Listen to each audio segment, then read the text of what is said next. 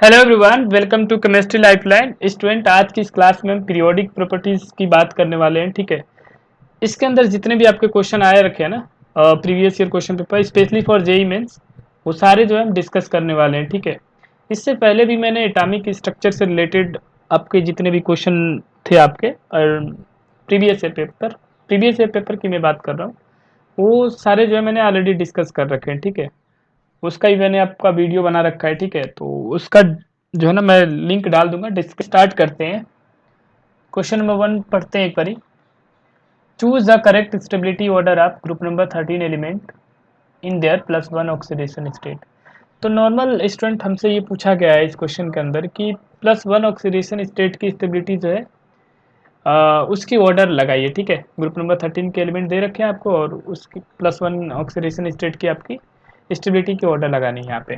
ठीक है, तो एक बार मैं लिख लेता हूँ ग्रुप नंबर 13 में आपके कौन कौन से एलिमेंट आपके आएंगे। ठीक है,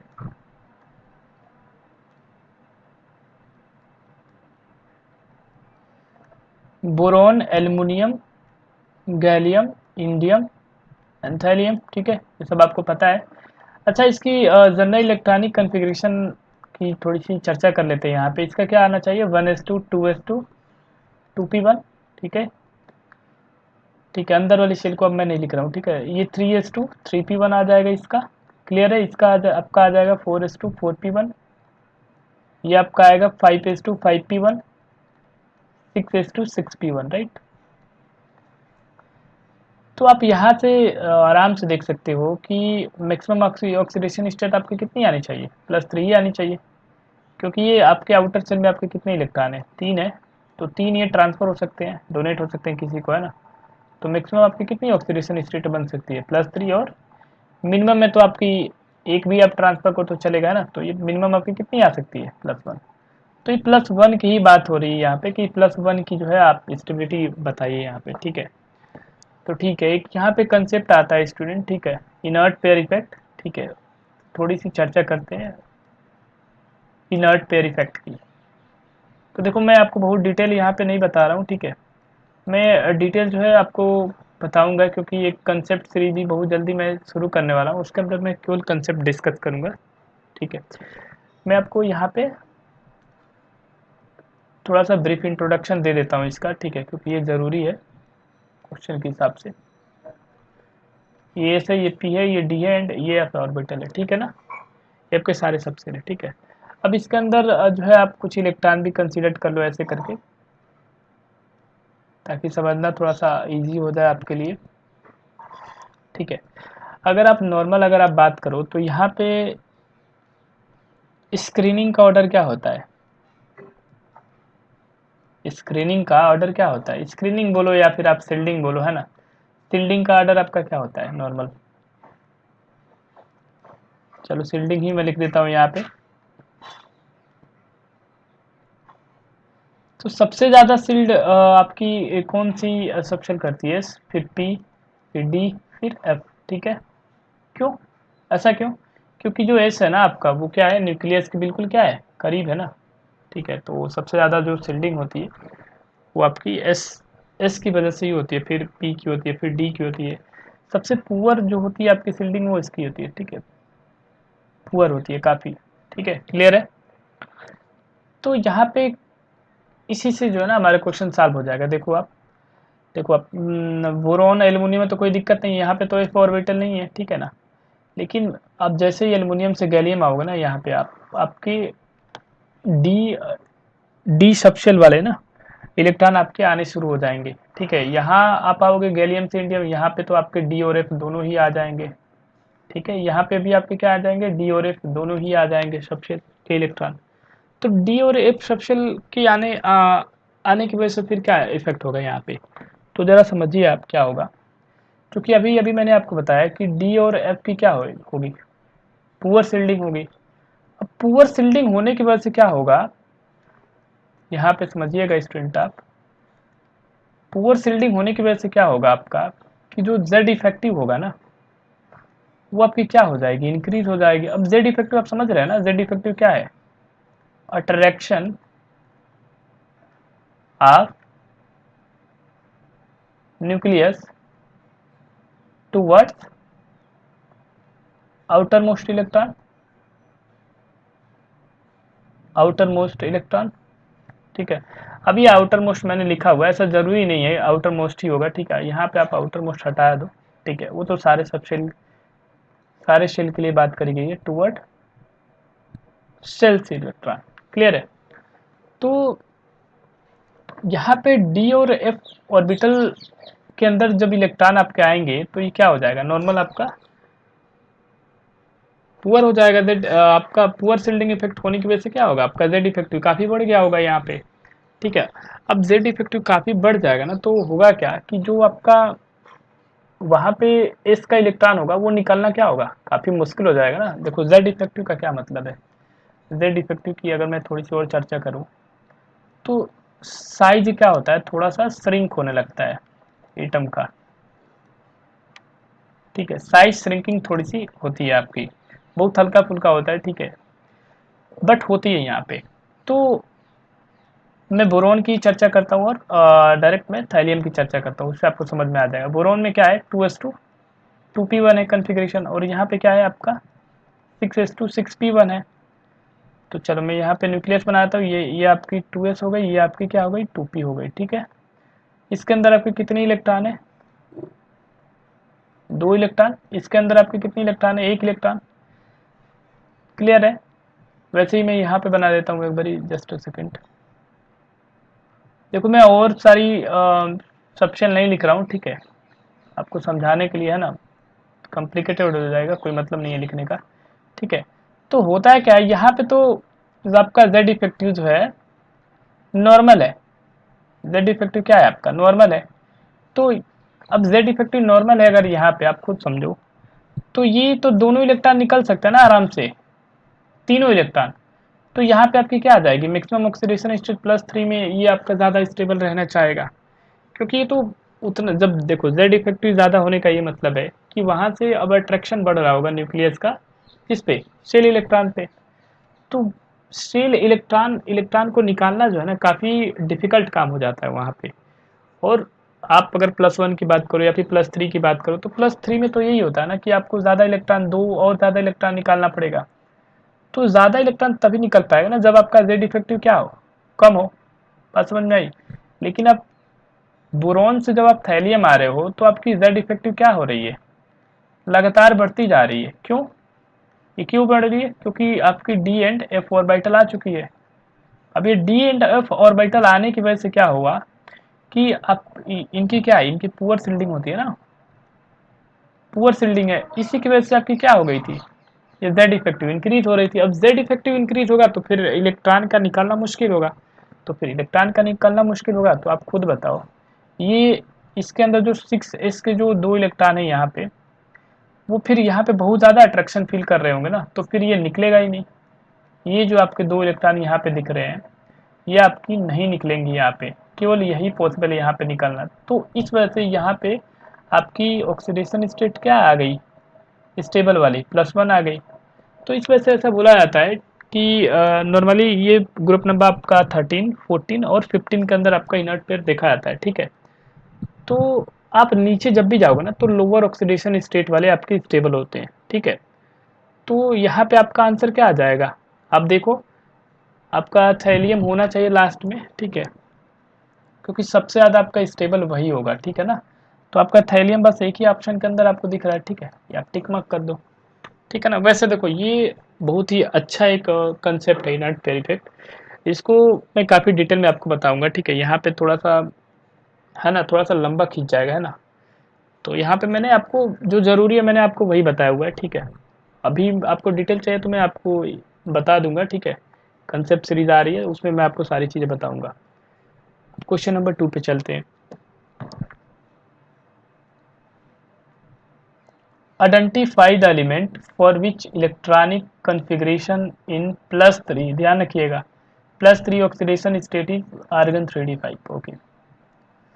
अब देखिए आप यहाँ पे क्या कहा गया है, आपके पास सपोज कर लीजिए कोई आपका एलिमेंट ए है, ठीक है, उसकी इलेक्ट्रॉनिक कन्फिग्रेशन क्या दी गई है आपको, आर्गन 3d5 है। अब यहाँ पे समझने वाली बात ये है ना कि ये +3 की दी गई है, किसकी दी गई है, +3 की, तो ये न्यूट्रल की नहीं है, +3 की ये आपकी इलेक्ट्रॉनिक स्टेट दी गई है, ठीक है, इलेक्ट्रॉनिक कन्फिग्रेशन आपको दी गई है, क्लियर है। तो वहाँ पे आपको एलिमेंट को जो है ना आइडेंटिफाई करना है, ठीक है। तो निकाल लेते हैं एक बार एलिमेंट को। अगर आप खुद सोचो कि इसके ऊपर +3 है, तो ये न्यूट्रल में क्या रहा होगा, न्यूट्रल में ही क्या रहा होगा, आप खुद सोचो। इसके पास और 3 इलेक्ट्रॉन रहे होंगे ना, तो 3 इलेक्ट्रॉन अगर रहे होंगे तो ये क्या रहा होगा, 3d6 4s2 रहा होगा ना। बात समझ में आई। अब देखो ये तो +3 में था ना, +3 में ये है, ठीक है, बट हमें तो न्यूट्रल में निकालना है ना, हमें तो देखो आप क्वेश्चन पढ़ो, यहाँ पे क्वेश्चन आप समझो पहले। आप identify the element for which electronic configuration is +3 oxidation state is this. तो +3 में तो दे रखा है, ठीक है, और आपसे ये पूछा जा रहा है कि उस एलिमेंट को जो है आप आइडेंटिफाई करो। तो न्यूट्रल में पूछा जा रहा है ना आपसे, तो आपको न्यूट्रल में निकालने के लिए फिर क्या करना पड़ेगा, 3 इलेक्ट्रॉन इसको देना पड़ेगा। तो 1 इलेक्ट्रॉन इसके अंदर डाल दिया हमने, फिर उसके बाद आपका 4s में होता है, ठीक है ना, 4s के बाद 3d होता है वैसे आपका, ठीक है।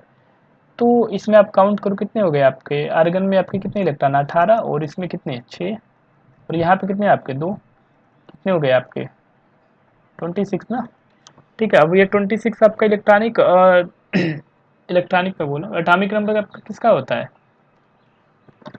आयरन ना, ये तो आयरन का ही होता है ना, तो आयरन आपका ये है, ठीक है, क्लियर। तो आपका डी वाला ऑप्शन करेक्ट है यहाँ पे। चलिए क्वेश्चन नंबर 3 आप देखिए, आप क्वेश्चन नंबर 3 भी काफ़ी इंपॉर्टेंट है, ठीक है। असर्शन रीजन वाले जितने भी आपके क्वेश्चन है काफ़ी ज़्यादा इंपॉर्टेंट होते हैं, उसको ध्यान से आप पढ़िएगा। चलो पढ़ते हैं एक बारी।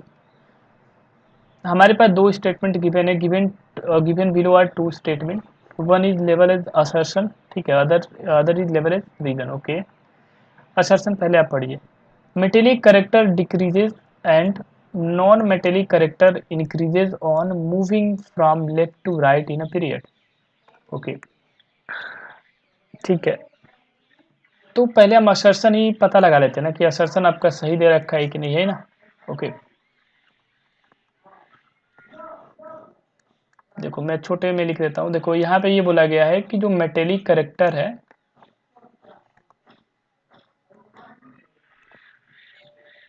वो डिक्रीज कर रहा है, ठीक, ओके।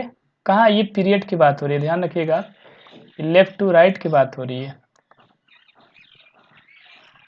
है ना, ये किसकी बात हो रही है, लेफ्ट टू राइट की बात हो रही है यहाँ पे, ठीक, हाँ, ओके। और क्या कहा जा रहा है, और नॉन मेटेलिक करेक्टर की भी यहाँ पे बात हो रही है, ठीक है। तो ये भी मैं एक बार लिख लेता हूँ यहाँ पे।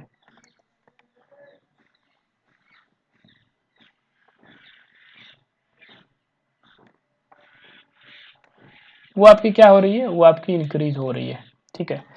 तो आप ध्यान से समझो जरा, अगर आप left to, just a second, अगर आप लेफ्ट टू राइट जाओगे ना पीरियड के अंदर, ठीक है, तो ये बिल्कुल बात सही है, ठीक है। आपकी नॉन जो मेटेलिक करेक्टर है वो आपकी क्या होती है, वो इंक्रीज होती है।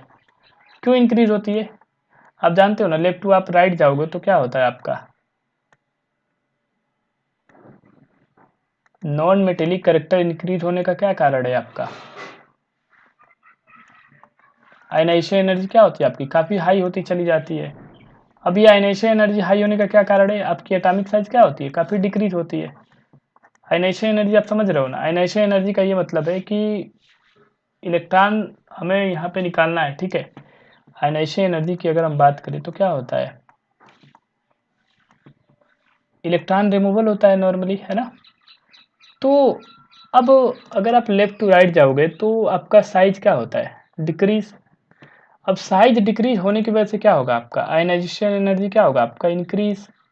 आयनाइजेशन एनर्जी जब आपका इंक्रीज होगा तो फिर आप निकाल नहीं पाओगे इलेक्ट्रॉन, अगर आपका इलेक्ट्रॉन नहीं निकाल पाओगे आप, तो फिर हम इसको क्या बोलेंगे, नॉन मेटेलिक करेक्टर ही तो बोलेंगे, ये आपका क्या हो जाएगा, इंक्रीज हो जाएगा। तो ये आपका जो असर्शन है ना वो तो बिल्कुल सही है, यहाँ पे इसमें कोई दिक्कत वाली बात नहीं है, ठीक है। तो आपका असर्शन क्या है, बिल्कुल सही है, इसको हमने सही कर दिया, ठीक है। अब एक बारी रीज़न भी पढ़ लेते हैं, ठीक है। आप रीज़न पढ़ो ज़रा, reason R it is due to increase in ionisation enthalpy, okay ठीक है, and decrease in electron gain enthalpy when one moves from left to right in a period. अब देखिए इसका रीजन क्या दे रखा है, रीजन ये दे रखा है कि it is due to increase in ionisation enthalpy. अभी अभी मैंने आपको बताया कि आयनाइजेशन एनर्जी क्या होती है आपकी, आयनाइजेशन एनर्जी आपकी जो है आपकी बढ़ती है, आयनाइजेशन एनर्जी बढ़ने की वजह से ही जो है आपकी क्या होती है, नॉन मेटेलिक कैरेक्टर आपकी बढ़ती है। यहाँ पे तो ठीक है, यहाँ तक तो ठीक है, कोई दिक्कत नहीं है, बट यहाँ पे थोड़ा सा ध्यान देना, और यहाँ पे ये लिखा गया है, थोड़ा सा मैं और हाईलाइट करता हूँ, ये आप देखना जरा आप, and decrease in electron gain enthalpy when one move from left to right in a period. अब देखो यहाँ पे ना इलेक्ट्रॉन गेन इंथैल्पी की भी बात करी गई। इलेक्ट्रॉन गेन इंथैल्पी नॉर्मली क्या होता है, इलेक्ट्रॉन गेन करने की कैपेबिलिटी, राइट। जैसे मान लीजिए ये कोई हमारे पास, जस्ट अ सेकंड, मैं यहाँ पे इलेक्ट्रॉन गेन इंथैल्पी की बात कर रहा हूँ, ठीक, इलेक्ट्रॉन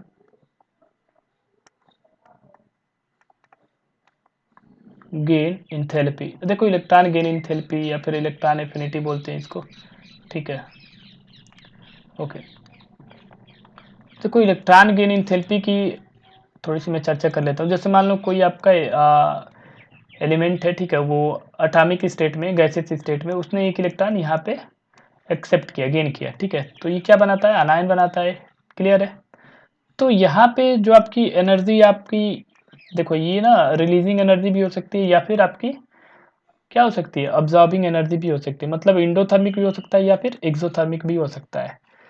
तो ये बोला जा रहा है कि अगर आप लेफ्ट टू राइट जाओगे पीरियड के अंदर, तो आपकी जो इलेक्ट्रॉन गेन इंथैल्पी है ना, वो क्या हो रही है, डिक्रीज हो रही है। तो क्या ये बात सही है, ये तो गलत है ना। अगर आप इलेक्ट्रॉन गेन इंथैल्पी की बात करो तो देखो आप,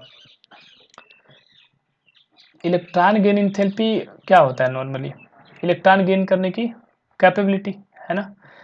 और इलेक्ट्रॉन गेन कौन करेगा, मेटल की नॉन मेटल, जो नॉन मेटल है, मैं आपको बड़ी सिंपल चीज़ में समझा रहा हूँ। एक सपोज करिए आपकी एक हमारे पास नॉन मेटल है और हमारे पास मेटल है, राइट।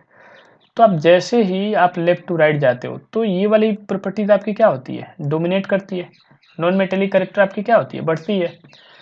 तो नॉन मेटेलिक कैरेक्टर बढ़ती है, तो नॉन मेटल आपके क्या करते हैं, ये तो इलेक्ट्रॉन गेन करते हैं ना, तो इलेक्ट्रॉन गेन करने में काफ़ी एक्सपर्ट होते हैं। तो इलेक्ट्रॉन गेन करने की टेंडेंसी इनकी इंक्रीज होती है। तो ये होना चाहिए आपका कि इलेक्ट्रॉन गेन इंथैल्पी क्या होनी चाहिए आपकी, इंक्रीज होनी चाहिए थी। लेकिन यहाँ पे तो बिल्कुल उल्टा लिखा गया है ना, वो क्या कह रहे हैं, तो डिक्रीज लिख रहा है यहाँ पे, ठीक है। देखो इस रीजन के अंदर ना आधा स्टेटमेंट करेक्ट दे रखा है, ये ध्यान रखिएगा। यहाँ पे आधा स्टेटमेंट जो है बिल्कुल करेक्ट है यहाँ से यहाँ तक, बट ये वाला जो स्टेटमेंट है ना डिक्रीज वाला, वो गलत है, और उसकी वजह से आपका क्या हो जाएगा, ये रीजन जो होगा वो फाल्स होगा। तो देखो असर्शन आपका क्या है, ट्रू है, और रीजन आपका फाल्स है। करेक्ट आंसर जो होगा आपका वो बी वाला होगा, ठीक है। अब पूरी तरीके से सही नहीं है ना वो, है ना, इस वजह से आपका बी वाला सही होगा, क्लियर है। चलिए अब क्वेश्चन नंबर 4 पे चलते हैं। The interaction energy of London forces between two particle is proportional to r to the power x, okay, where r is the distance between the particles, the value of x is, देखो ये भी रट्टा मारने वाला question पूछा गया है, ठीक है, जेईई मेन 2021 के अंदर, ठीक है। ये आपको याद करना पड़ेगा, ठीक है, जनरली ये याद करना पड़ेगा आपको। मैं आपको बता देता हूँ क्या होता है यहाँ पे, जो एनर्जी होता है, ठीक है, वो आपकी एनर्जी क्या होती है,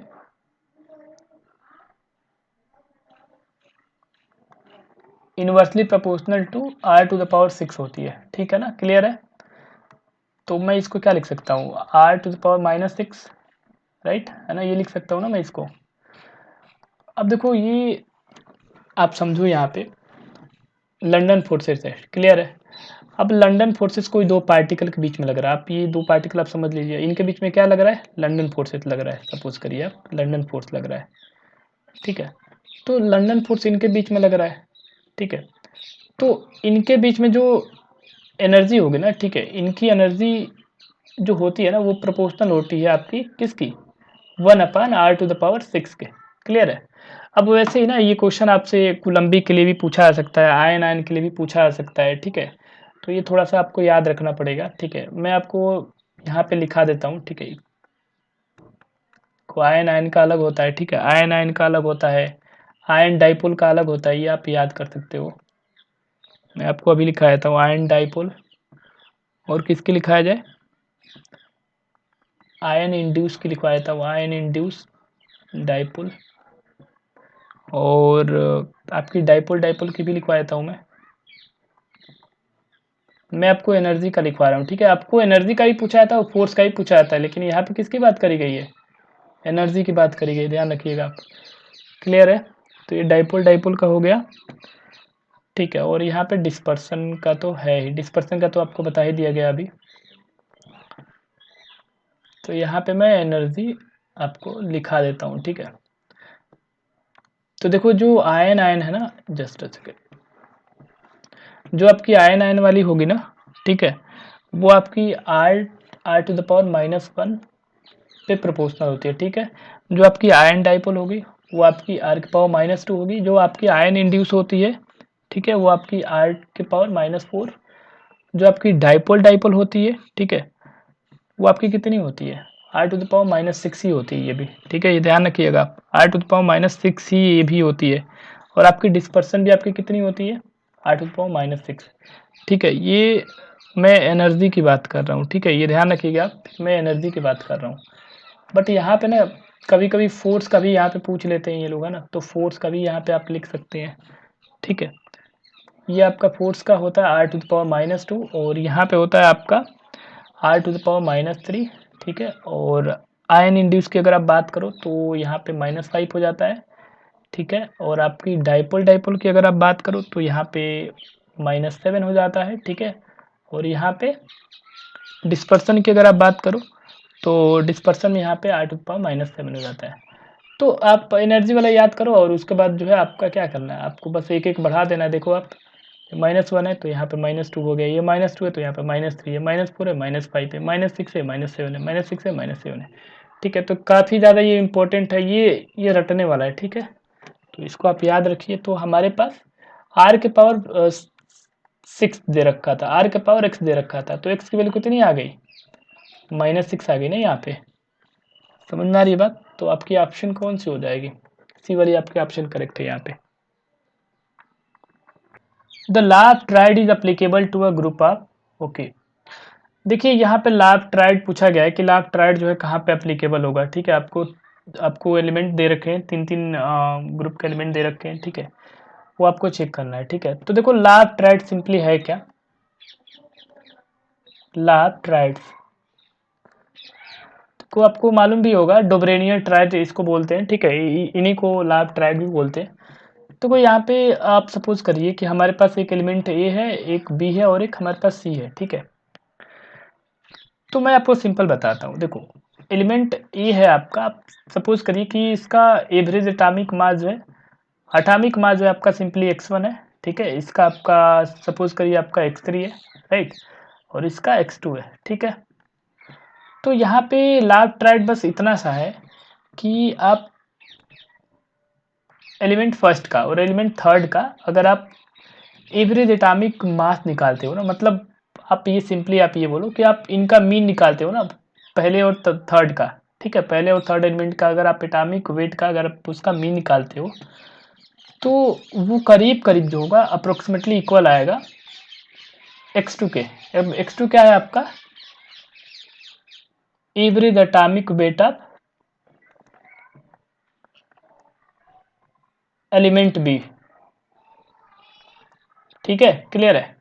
मतलब देखो सिंपल ये है लॉ ऑफ ट्राइड में कि आपका कोई भी एक ग्रुप है जिसके अंदर 3 एलिमेंट है, ठीक है, आप उनका एवरेज एटॉमिक मास लोगे पहले और लास्ट का। पहले और लास्ट का क्या मतलब है, पहले और तीसरे का।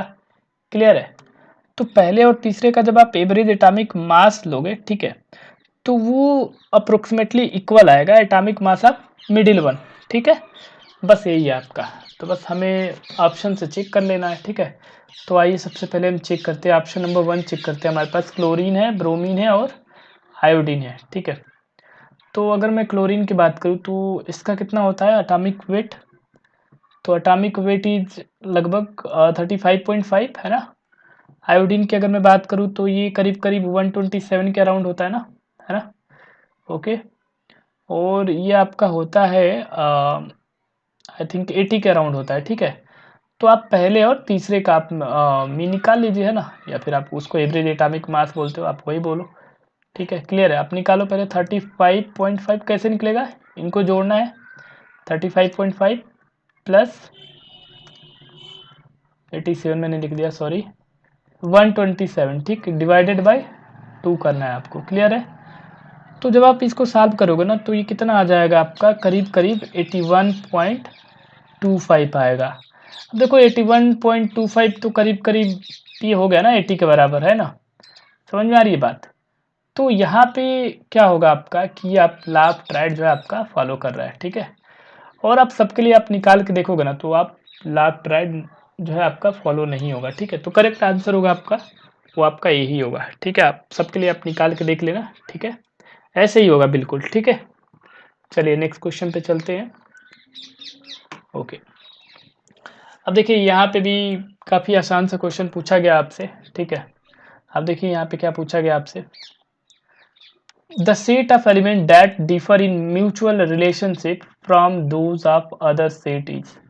आपको 4 ऑप्शन दे रखे हैं, यहाँ पे ये पूछा गया है कि ऐसे कौन से सेट हैं एलिमेंट के, ठीक है, जो 3 लोग तो आपस में बिल्कुल सेम है लगभग, ठीक है, बट एक जो है एक सेट जो है ना बिल्कुल डिफरेंट है और उसो, ठीक है।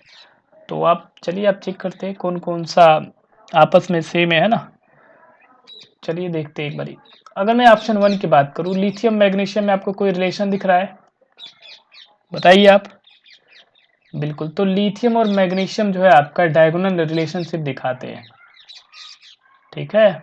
क्या दिखाते हैं ये, डायगोनल रिलेशनशिप, ठीक है। आपको थोड़ा बहुत मैंने बताया भी था एटॉमिक स्ट्रक्चर के अंदर, ठीक है। डायगोनल रिलेशनशिप का ये मतलब है कि क्या होता है कि ये दोनों जो है डिफरेंट ग्रुप के होते हैं, ठीक है, और वो डायगोनली क्या होते हैं आपस में मैच करते हैं। और डायगोनल रिलेशनशिप में ये होता है कि बहुत सारी प्रॉपर्टी जो है इनकी मैच होती है, जैसे फिजिकल भी और केमिकल प्रॉपर्टी भी आपकी क्या होती है, मैच होती है, ठीक है। प्रॉपर्टीज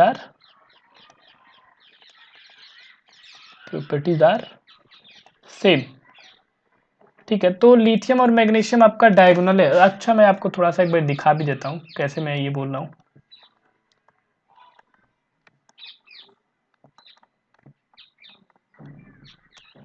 तो ये ग्रुप नंबर 1 था ना, ठीक है, ये क्या है आपका ग्रुप नंबर 1 है, ये आपकी क्या है ग्रुप नंबर 2, मैं लिख देता हूँ,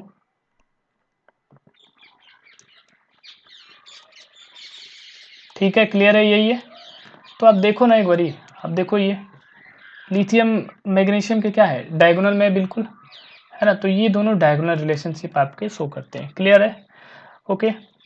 अच्छा, बोरोन है और सिलिकॉन है, ठीक है। अब देखो बोरोन और सिलिकॉन की अगर हम बात करें ना तो ये भी डायगोनल रिलेशनशिप दिखाते हैं। अब आप कहोगे ये कैसे, तो चलो इसको मैं आपको एक बार एक्सप्लेन कर ही देता हूँ ना। अब देखो ये ग्रुप नंबर 13 का एलिमेंट है, ये आपका ग्रुप नंबर 14 का है, ठीक है। चलो लिख लेते हैं group number 13, boron, aluminium, gallium, indium और आपका थैलियम हो गया। ये आपका आ गया कार्बन, सिलिकॉन, जर्मेनियम, टिन और लेड, ठीक, क्लियर है बस। अब देखो आप यहाँ पे आप ध्यान से देख सकते हो कि जो बोरोन है वो डायगोनली किससे रिलेटेड है, सिलिकॉन से। तो ये भी डायगोनल रिलेशनशिप दिखा रहा है, ये आपका लिथियम मैग्नीशियम वाला भी दिखा रहा है, ठीक है। ये BSI भी आपका क्या दिखा रहा है, डायगोनल रिलेशनशिप दिखा रहा है, ये भी दिखा रहा था। अब अगर हम सी की बात करें तो बेरिलियम और एल्युमिनियम है आपका, ठीक है, बेरिलियम है और एल्युमिनियम है। तो आप थोड़ा सा ध्यान से देखो ना, तो बेरिलियम और एल्युमिनियम भी आपका दिखाएगा, देख रहे हो आप, ये भी आपका क्या है डायगोनल रिलेशनशिप, ये भी शो करते हैं। तो आपका बेरिलियम और एल्युमिनियम भी आपकी डायगोनल रिलेशनशिप शो करते हैं। तो डी वाला एक बार चेक करते हैं। लिथियम सोडियम की अगर हम बात करें तो देखो लिथियम सोडियम तो दोनों ही सेम ग्रुप के हैं, क्या है ये, तो सेम ग्रुप के हैं। अब ये लिथियम और सोडियम अगर आप देखो, आप इधर देखो, आप रेड से मैं मार्क कर रहा हूँ, ये लिथियम है और ये क्या है, सोडियम है। तो दोनों तो ये तो सेम ग्रुप से है, तो फिर सेम ग्रुप से तो इनकी प्रॉपर्टी तो बिल्कुल सेम होगी, लेकिन ये सेम ग्रुप से होगा ना, तो डायगोनल रिलेशनशिप तो वैसे दिखा नहीं रहे हैं। तो ये और तीनों लोग से डिफरेंट होगा ना, ए बी और सी से, है ना। तो आपको तो वही पूछा गया था कि कौन डिफर कर रहा है, ठीक है, म्यूचुअल रिलेशनशिप में। तो ये आपका डी वाला आंसर जो होगा बिल्कुल करेक्ट होगा, लिथियम और सोडियम। चलिए नेक्स्ट पे चलते हैं।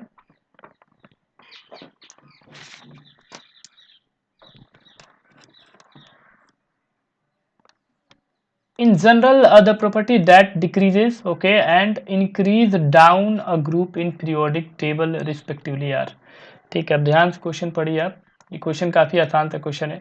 ये बोला गया है डिक्रीज करता है पहले, ठीक, पहले डिक्रीज करता है एंड फिर क्या कर रहा है, फिर इंक्रीज कर रहा है, रिस्पेक्टिवली की बात हो रही है, ठीक है। पहले क्या करना चाहिए, वो डिक्रीज करना चाहिए और फिर इंक्रीज करना चाहिए। किसमें, किसकी बात करी गई है, इन ग्रुप की बात करी गई। क्वेश्चन आप ध्यान से पढ़िएगा कि किसमें ये बात की जा रही है। तो ग्रुप की बात की जा रही है कि ऐसी कौन सी प्रॉपर्टीज है इन चारों के अंदर से जो पहले डिक्रीज करती है और फिर इंक्रीज करती है। तो आइए एक एक करके यहाँ पे देखते हैं। तो देखो, इलेक्ट्रोनेगेटिविटी की हम बात करें और एटॉमिक रेडियस की बात करें, जस्ट अ सेकंड, इलेक्ट्रोनेगेटिविटी और एटॉमिक रेडियस। तो चलो हम ग्रुप में यहाँ पे देख लेते हैं एक बारी।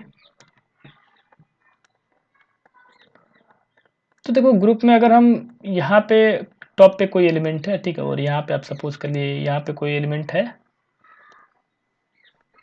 कुछ भी आप लेट कर सकते हो। तो आप ग्रुप में जाते हो, ठीक है, नीचे, ठीक है, तो इलेक्ट्रोनेगेटिविटी आपकी क्या करती है, डिक्रीज ही करती है, डिक्रीज ही करती है ना। अगर आप बात करो, मैं किसी की भी आपको लेके दिखा सकता हूँ, जैसे मैं ग्रुप नंबर 17 की दिखाता हूँ, फ्लोरीन, क्लोरीन, ब्रोमीन, आयोडीन, है ना। अब पोलिंग स्केल के अकॉर्डिंग आपको ये मालूम होगा कि फ्लोरीन की कितनी दी गई है, 4, इसकी 3 दी गई थी, है ना, इसकी कितनी दी गई थी, 2.8 के अराउंड, है ना, और इसकी 2.5, है ना, इसकी 2.5 के अराउंड ही है, इसकी भी शायद, है ना, अराउंड इतनी ही होगी, ठीक है, 2.5 या फिर 2.3 के अराउंड, ठीक है। तो आप ये देख सकते हो ना कि ये क्या हो रही है, डिक्रीज कर रही है। तो बिल्कुल ये तो ठीक है। अच्छा, एटॉमिक रेडियस क्या होगा, top to bottom, atomic radius आपका क्या होगा, एटॉमिक रेडियस तो आपका इंक्रीज होगा, ये भी बिल्कुल सही दे रखा है यहाँ पे, ठीक है ना। अब एटॉमिक रेडियस कैसे इंक्रीज होगा, जैसे आप किसी का भी एग्जांपल हो, जैसे मैं ये ग्रुप नंबर 1 की लेता हूँ, लिथियम, सोडियम, पोटेशियम, रूबिडियम, ठीक, बस इतने से हो जाएगा काम। देखो, आप लिथियम की अगर आप एटॉमिक इलेक्ट्रॉनिक कन्फिग्रेशन अगर आप लिखो तो क्या आएगा, 1s2, 2s1, इसके लिए क्या आएगा 3s1, इसके लिए क्या आएगा आपका 4s1, इसके लिए आपका 5s1, ये आपका आएगा 6s1, है ना, ऐसे करके आ जाएगा आपका। आप यहाँ पे देख रहे हो कि इसमें आपकी, अच्छा, हाइड्रोजन को भी आप इंक्लूड कर लो, ठीक। यहाँ पे हम ये देख रहे हैं कि इसमें फर्स्ट सेल में आपकी 1 इलेक्ट्रॉन है, यहाँ पे सेकंड सेल में, यहाँ पे थर्ड सेल में, यहाँ पे फोर्थ सेल में, यहाँ पे फिफ्थ में, यहाँ पे सिक्स में। तो प्रिंसिपल क्वांटम नंबर जब बढ़ेगा यहाँ पे, जस्ट अ सेकंड, ये आपकी क्या है, बिल्कुल नज़दीक वाली n=1, ये आपकी क्या है n=2, ये आपकी क्या है n=3, ये आपकी क्या है n=4। तो आप ये देख ही रहे हो कि जैसे जैसे हम ये न्यूक्लियस से दूर जा रहे हैं तो हमारे पास क्या हो रहा है, एक चीज़, एटॉमिक रेडियस बढ़ रहा है ना, ये R4 है और ये सपोज करो ये R1 है, तो R4 क्या है, R1 से ग्रेटर है ना, काफ़ी ज़्यादा, है कि नहीं। तो एटॉमिक रेडियस भी आपकी क्या होगी, इंक्रीज होगी, है ना। तो बिल्कुल ये करेक्ट आंसर जो आपका कौन सा हो जाएगा, ए वाला ही सही है। अब और बाकी चेक करने की वजह से नीड नहीं है ना, है ना, ये आपका करेक्ट आंसर ए ही है। बाकी भी आप देख सकते हो अगर देखना चाहो तो आप, ठीक है, वो भी मैं आपको दिखाई देता हूँ। देखो, इलेक्ट्रोनेगेटिविटी, चलो ठीक है, ये तो आपका डिक्रीज हो रहा है, ओके। क्या ये इलेक्ट्रॉन गेन इंथैल्पी आपका क्या होगा, इंक्रीज करेगा ये, तो नहीं, ये डिक्रीज करता है, ठीक है। अगर आप डाउन द ग्रुप जाओगे तो ये नॉर्मल डिक्रीज करता है, मैं जनरली बात कर रहा हूँ। अब अगर आप ये कहो कि सर ये तो इंक्रीज करता है कभी कभार, हाँ, तो मैं जनरल की बात कर रहा हूँ, यहाँ पे मैं जनरल की बात कर रहा हूँ। अगर आप ऑक्सीजन, सल्फर और सेलेनियम वाले ग्रुप में जाओगे ना, ठीक है, तो आपको मालूम चलेगा कि ऑक्सीजन, अब सल्फर की ही खाली लेके आप चर्चा करो तो आप ये नीचे जाओगे ना, तो सल्फर की ना ज़्यादा होती है ऑक्सीजन से, ठीक है, इलेक्ट्रॉन गेन एंथैल्पी, ठीक है। बट इसके पीछे रीज़न है, ठीक है, इसके पीछे रीज़न ये है कि ऑक्सीजन की जो है आपकी स्मॉलेस्ट साइज होती है, ठीक है, इसके ग्रुप के अंदर, ठीक है, और इसके अंदर हाई इंटर इलेक्ट्रॉनिक रिपल्सन होता है, ठीक है, हाई इलेक्ट्रॉन रिपल्सन होता है, ठीक है, ठीक है, और भी आपका बहुत सारा रीज़न होता है, ठीक है। तो इन रीज़न के कारण जो है ना, ऑक्सीजन का जो होता है आपका इलेक्ट्रॉन गेन एंथैल्पी क्या होता है, थोड़ा सा आपका कम होता है, ठीक है। इलेक्ट्रॉन गेन एंथैल्पी अगर ज़्यादा नेगेटिव देखना है तो वो सल्फर का होता है, लेकिन ऐसा ये एक्सेप्शन है, ऐसा सब में नहीं होता है।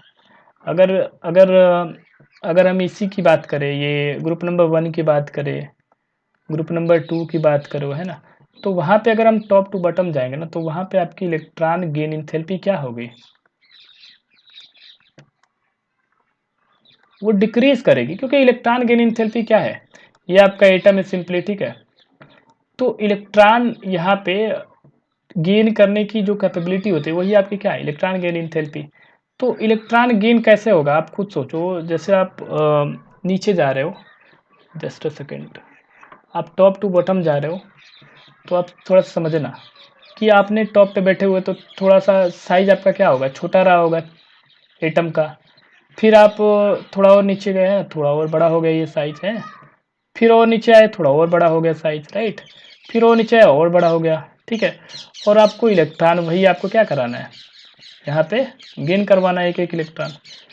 तो आप खुद सोच के देखो, ये इलेक्ट्रॉन को गेन ये इलेक्ट्रॉन गेन कैपेबिलिटी आती कहाँ से है, ये अट्रैक्ट करता है तभी तो, ये न्यूक्लियस जो है इन आउटर इलेक्ट्रॉन को अट्रैक्ट करता है तभी तो यहाँ पे ये गेन कर सकता है। अब आप खुद सोचो, इनकी रेडियस तो खुद ही बढ़ रही है, ये अपने इलेक्ट्रॉन को होल्ड ही नहीं कर पाते हैं, अपने इलेक्ट्रॉन को ही होल्ड करना यहाँ पे मुश्किल हो गया है, तो बाहरी इलेक्ट्रॉन को कहाँ से होल्ड कर पाएंगे। तो यहाँ पे क्या होगा आपका, जो इलेक्ट्रॉन गेन एंथैल्पी होगा आपका,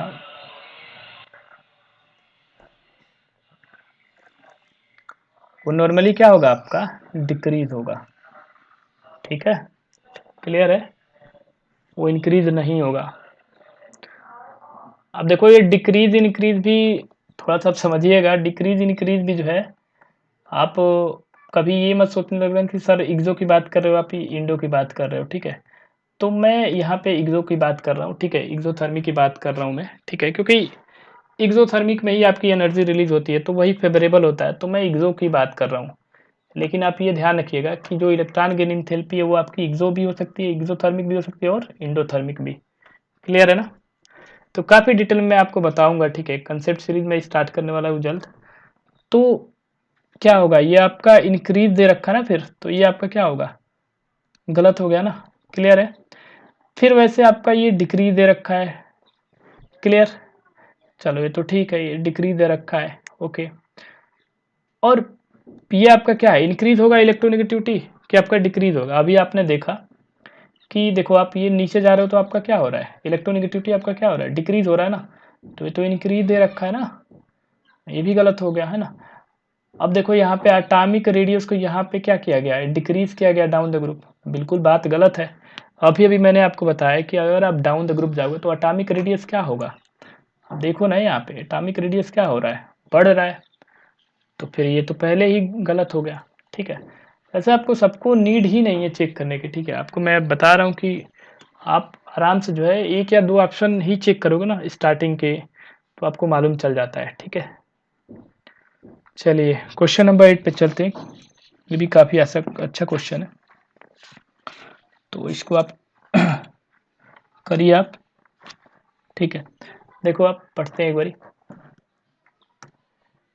the correct order of increasing ionic radii is, ठीक है, आपको यहाँ पे करेक्ट ऑर्डर बताना है, ठीक है, किसका, आयनिक रेडियाई का।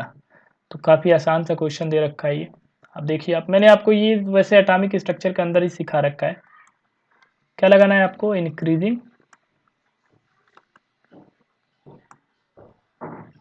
Ionic radii, increasing ionic radii, clear. Okay, तो आप सबसे पहले यहाँ पे लिख लो आपके पास क्या क्या है, ठीक। Mg+2 है, ओके, Na+ है, F- है, O2- है और यहाँ पे N3+ है। ओके, अब सबके अंदर ना इलेक्ट्रॉन काउंट कर लो, क्योंकि देखो एक मैंने आपको एक रूल बताया था कि बहुत 99% क्वेश्चन आपके ऐसे होते हैं अटामिक या फिर आयनिक रेडियाई वाले कि जो आइसो इलेक्ट्रॉनिक पे बेस्ड होते हैं, वो ध्यान रखिएगा आप। वो आइसो इलेक्ट्रॉनिक पे बेस करके आपको क्वेश्चन देता है।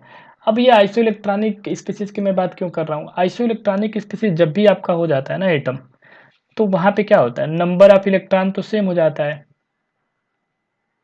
अब नंबर ऑफ इलेक्ट्रॉन जब सेम हो जाता है ना, तो जो आपका रेडियाई होता है या फिर जो अटामिक साइज होता है, ठीक है, अटामिक साइज या फिर आप आयनिक रेडियाई की ही नॉर्मली आप बात करो, तो वो अब किस पे डिपेंड करेगा, आप खुद सोचो वो किस पे डिपेंड करेगा, चार्ज पे, डिपेंड अपॉन चार्ज।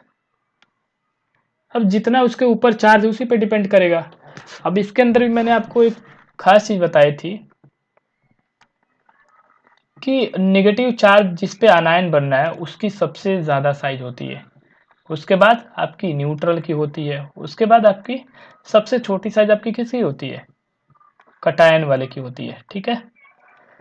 अब इसके बारे में मैं आपको अभी बताऊंगा कि ऐसा हो ही क्यों रहा है, ठीक है। वहाँ पे एटॉमिक स्ट्रक्चर मैंने स्किप आउट किया था, लेकिन मैं आपको यहाँ पे समझाऊंगा।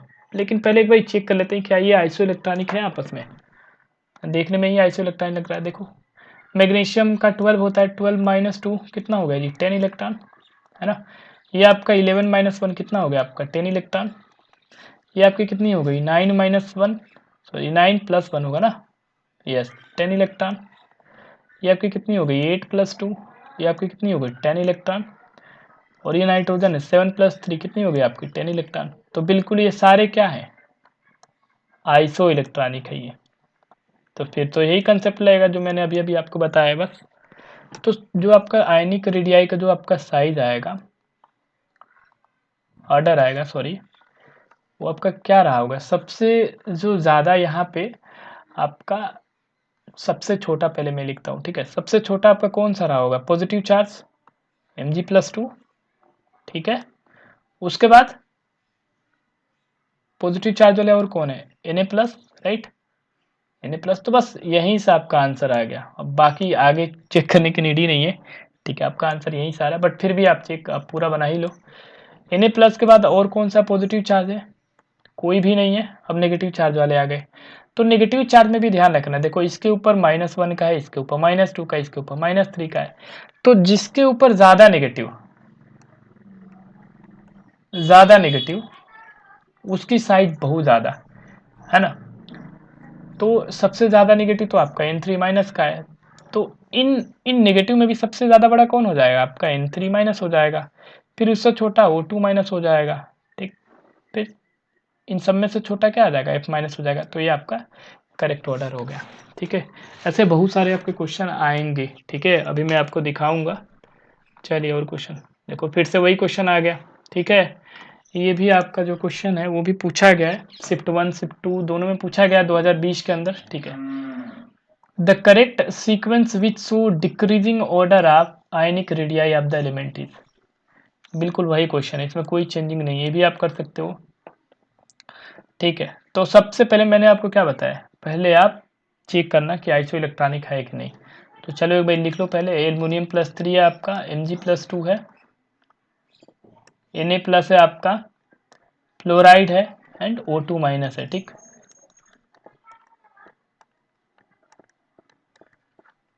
अब देखो यहाँ पे एल्युमिनियम के 13 10 10 इलेक्ट्रॉन, यहाँ पे 12-2 this is 10 electron, this is 11-1 this is 10 electron, this is 9+1 this is 10 electron, and this is 8+2 this is 10 electron, right, clear है। ये फिर से अगेन आपके क्या आ गए, सारे के सारे आइसो इलेक्ट्रॉनिक। तो मैंने तो आपको बोला हुआ है कि आइसो इलेक्ट्रॉनिक आ गया तब तो फिर कोई टेंशन ही नहीं है, बड़ी आसान सी बात है। साइज का ऑर्डर जो रहा होगा, सबसे ज्यादा साइज किसका होता है, अनायन, फिर न्यूट्रल,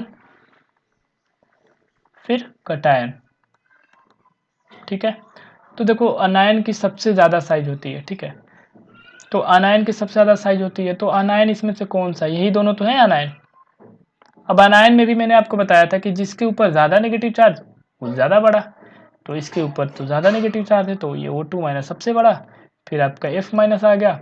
एक आपका एक ही ऑप्शन यहाँ पे मैच हो रहा है, आपको चेक करने की नीड ही नहीं है, बट फिर भी आप चेक करना चाहते हो तो आप चेक कर सकते हो, ठीक है। देखो आप बना लो, उसके बाद बोलो कौन सा आएगा सबसे। अब देखो पॉजिटिव के अंदर भी ध्यान रखना, पॉजिटिव के अंदर भी +3 है, +2 है, +1 है। तो पॉजिटिव में अगर सबसे ज़्यादा पॉजिटिव है, अगर +3 है, तो वो तो सबसे छोटा रहा होगा ना।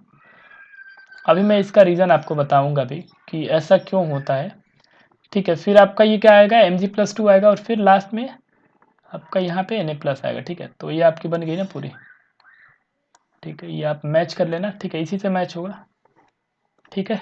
क्लियर है। अच्छा, इसका रीज़न मैं आपको बता देता हूँ। ये ऑर्डर मैंने ऐसे ही क्यों लिखा हुआ है, एनायन बड़ा क्यों होगा, न्यूट्रल उससे छोटा क्यों होगा, या फिर कैटायन सबसे छोटा क्यों होगा, ठीक है। तो अब मैं एक भाई इसको भी आपको थोड़ा सा क्लैरिफाई कर ही देता हूँ। अब सपोज करिए कि ये हमारे पास एटम है, ठीक, क्लियर है।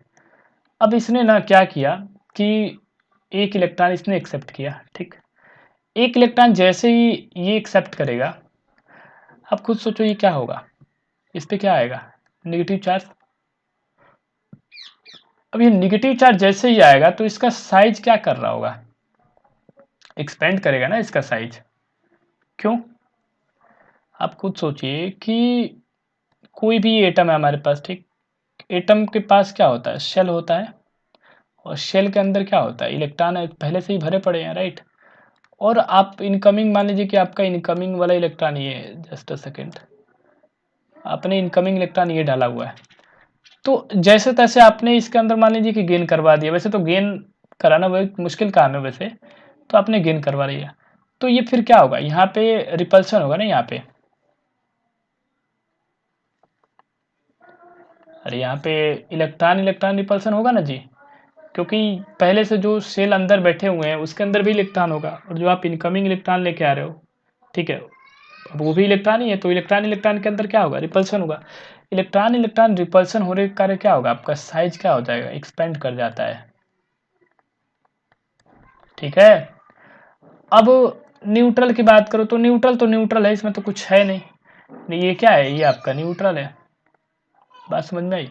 तो ये आपका न्यूट्रल हो गया। तो न्यूट्रल का आप सपोज करिए, आप साइज ये वाला है न्यूट्रल का, ठीक है ना, ये आपका क्या था, न्यूट्रल था। अब ये पहला केस था, ठीक, ये आपका सेकंड केस हो गया। थर्ड केस जरा आप देख लीजिए, यहाँ पे मैं एक बार आपको कैटायन का भी बता देता हूँ, ठीक, ऐसे करके। तो कैटायन में क्या होगा, जस्ट अ सेकेंड, हाँ, कैटायन में क्या होगा आपका, वो देखिए आप, कैटायन में क्या होगा कि इसको तो अपने अंदर से इलेक्ट्रॉन निकालना है, क्लियर है। अब यहाँ पे आप कुछ इलेक्ट्रॉन आप दिखा दो, ताकि तभी तो आप निकाल पाओगे ना, ठीक है। ओके, जैसे ही आपने निकाला, ठीक है, थोड़ा समझिएगा आप यहाँ पे कंसेप्ट को। जैसे ही आपने इलेक्ट्रॉन निकाला, ठीक, इसके पास क्या हो गए, 2 इलेक्ट्रॉन हो गए। अब आप यहाँ पे एक चीज़ समझिए, आप यहाँ पे जितनी अट्रैक्शन फोर्स लग रही थी, ठीक है, यहाँ पे अट्रैक्शन क्या था, ज़्यादा है कि कम है इसके कंपैरिजन में। तो देखो अट्रैक्शन जो है, अब यहाँ पे ये जो आपका न्यूक्लियस है 3 इलेक्ट्रॉन को होल्ड कर रहा है, लेकिन यहाँ पे कितने इलेक्ट्रॉन को होल्ड कर रहा है, 2 इलेक्ट्रॉन को। तो यहाँ पे जो अट्रैक्शन है वो ज़्यादा फील होगा ना, होगा कि नहीं फील होगा, अट्रैक्शन अट्रैक्शन जो होगा वो आपका क्या होगा, ज़्यादा फील होगा। समझ में आई बात। तो अट्रैक्शन ज़्यादा फील होने के कारण क्या होगा, यहाँ पे जेड इफेक्टिव क्या हो रहा होगा, ये ज़्यादा फील कर रहा होगा, बढ़ रहा होगा ना जेड इफेक्टिव। अब जेड इफेक्टिव जैसे ही बढ़ेगा, आप खुद बताओ, ये साइज भले ही आपको ऐसे दिख रही है, लेकिन ये साइज क्या एक्सपीरियंस कर रहा होगा, ये कुछ ऐसा साइज एक्सपीरियंस कर रहा होगा कि नहीं,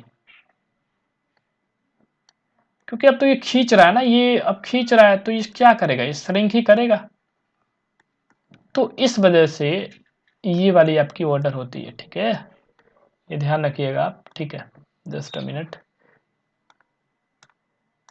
ये आप ऊपर से ऐसे जाओगे, नीचे से ऊपर, मतलब ये कैटायन, ये आपका अनायन, सॉरी ये आपका न्यूट्रल है ना, सॉरी ये आपका न्यूट्रल और ये है आपका अनायन, तो ये आपका ये वाला साइड हमेशा रहा होगा, ठीक है, यही रीज़न है आपका। ठीक है, अब क्वेश्चन नंबर 10 पे चलते हैं। अगेन फिर से वही क्वेश्चन आ गया, ठीक है, बस यहाँ पे क्या किया गया, यहाँ पे डेटा आपको दे रखा है, ठीक है, कंफ्यूज करने की आपको कोशिश करी गई यहाँ पे। चलो आप ये भी पढ़ लो। The ionic radii in angstrom of N3 minus O2 minus and F minus respectively are. अब आप एक बात बताओ, ये डेटा आपको ना भी दे रखा होता फिर भी आप कर लेते, क्योंकि मैंने आपको क्या बताया हुआ है कि सबसे पहले आप चेक करना कि आइसो इलेक्ट्रॉनिक है कि नहीं। तो चलो चेक करते हैं, N3 माइनस है, O2 माइनस है और F माइनस है आपके पास। क्लियर है, क्या हो गया आपका 7 प्लस 3 दिस इज 10 इलेक्ट्रॉन, ठीक, ये हो गया आपका 8 प्लस 2 दिस इज 10 इलेक्ट्रॉन, ये आपका कितना हो गया 9 प्लस 1 दिस इज 10 इलेक्ट्रॉन।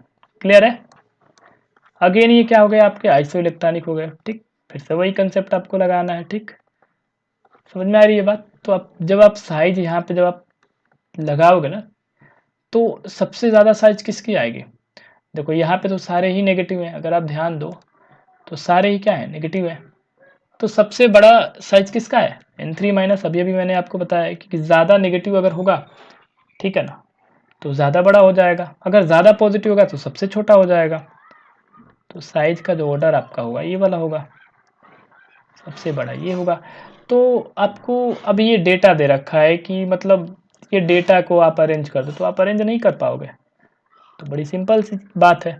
देखो N3 माइनस की क्या होगी आपकी, सबसे ज़्यादा रही होगी है ना, तो रिस्पेक्टिव बोला गया, तो N3 माइनस पहले दे रखा है आपको, N3 माइनस की क्या आएगी बताओ, N3 माइनस की आपकी सबसे ज़्यादा आएगी ना, तो सबसे ज़्यादा क्या है आपका 1.71 है, तो वो तो पहले आना चाहिए था, ये तो होगा नहीं, ये भी आपका नहीं होगा। अब देखो इन दोनों में तो पहले आ रहा है, ये आपका 1.71 हो गया, उसके बाद क्या होना चाहिए आपका, इससे थोड़ा सा कम, इससे थोड़ा सा कम कौन सा है 141, सॉरी 140, तो 140 तो ये तो गलत हो गया है, तो ये आपका करेक्ट आंसर हो जाएगा। समझ में आई बात आपको, ये आपका क्या आ जाएगा, जस्ट अ सेकेंड, ये आपका क्या आ गया, ये 1.40 आ गया, ये आपका क्या आ गया, ये आपका आ गया 1.36, ठीक है, ओके।